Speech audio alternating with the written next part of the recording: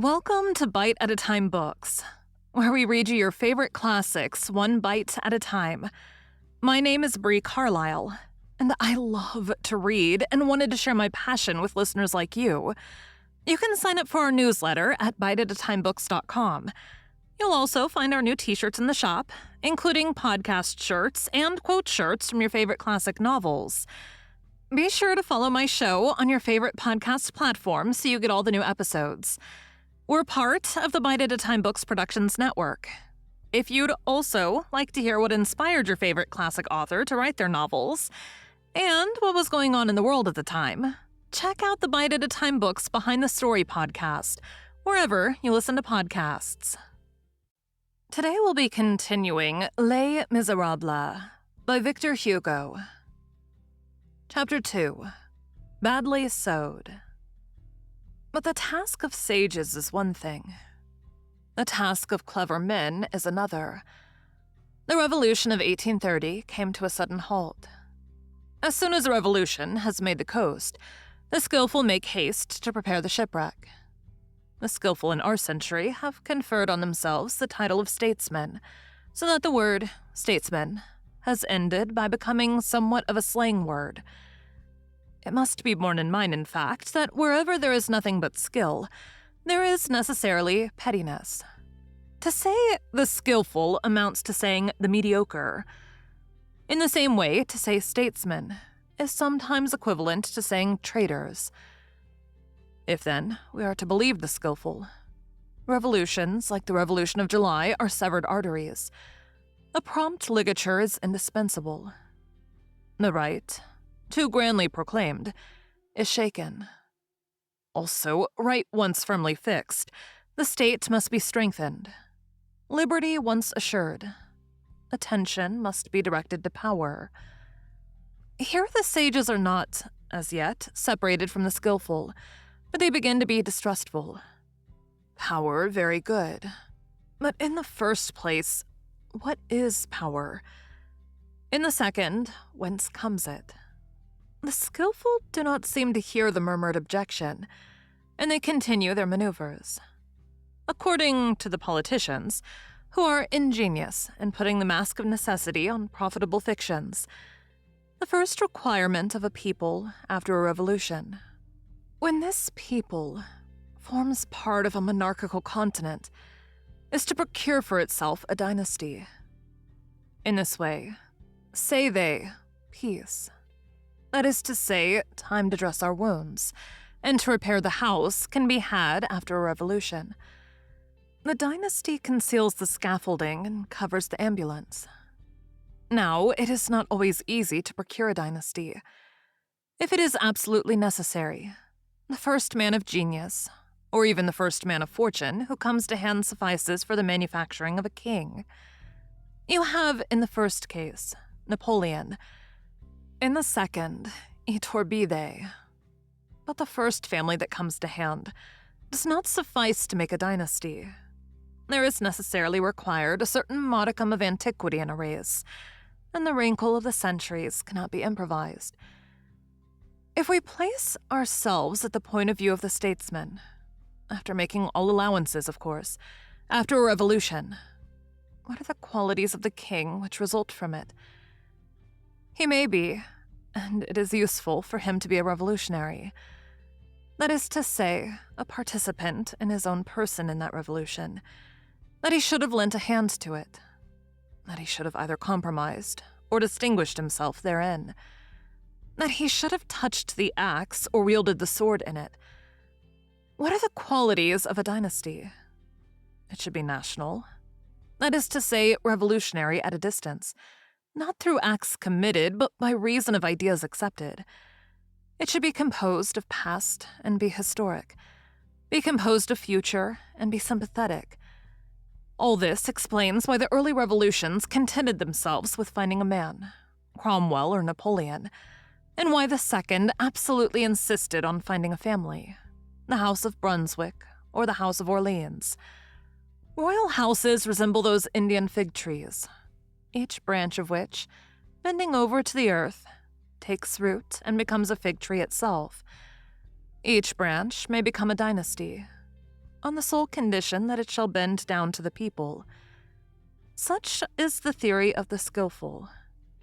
Here, then, lies the great art, to make a little render to success the sound of a catastrophe, in order that those who profit by it may tremble from it also, to season with fear every step that is taken, to augment the curve of the transition to the point of retarding progress, to dull that aurora, to denounce and retrench the harshness of enthusiasm, to cut all angles and nails, to wad triumph, to muffle up right, to envelop the giant people in flannel, and to put it to bed very speedily, to impose a diet on that excess of health, to put Hercules on the treatment of a convalescent, to dilute the event with the expedient, to offer to spirits thirsting for the ideal that nectar thinned out with a potion, to take one's precautions against too much success, to garnish the revolution with a shade.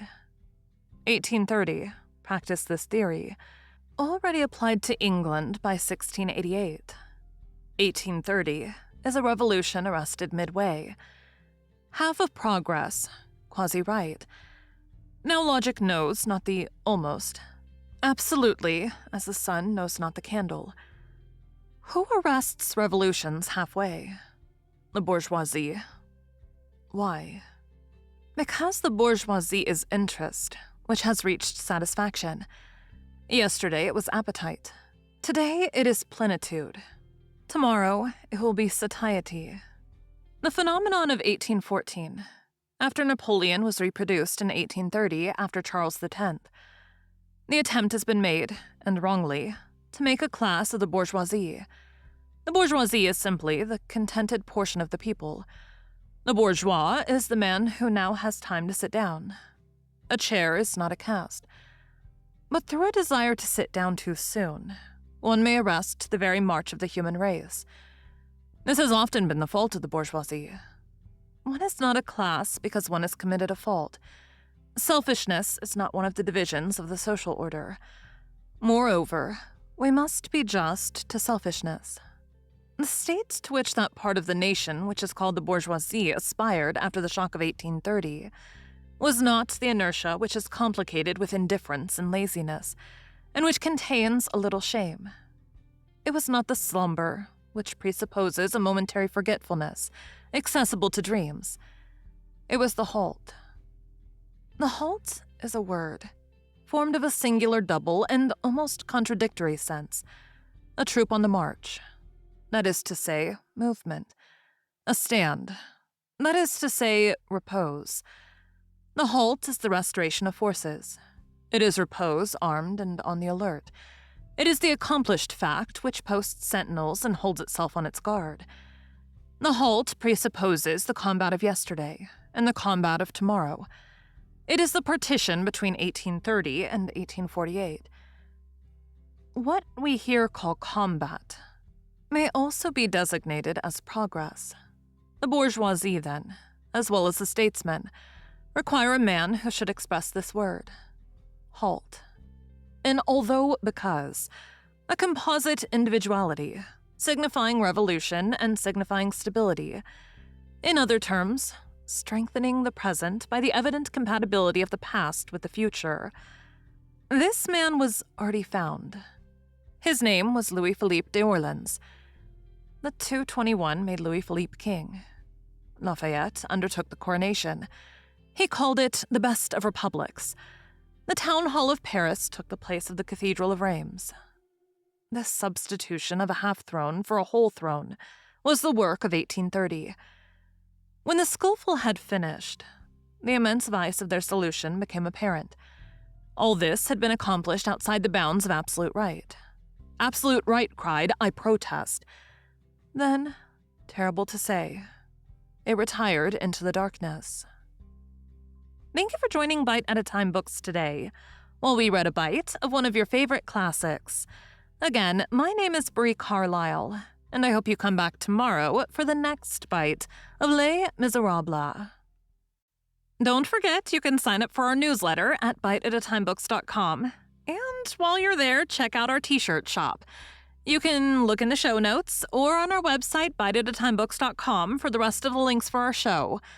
We'd love to hear from you on social media. You can find us everywhere at Bite at a Time Books.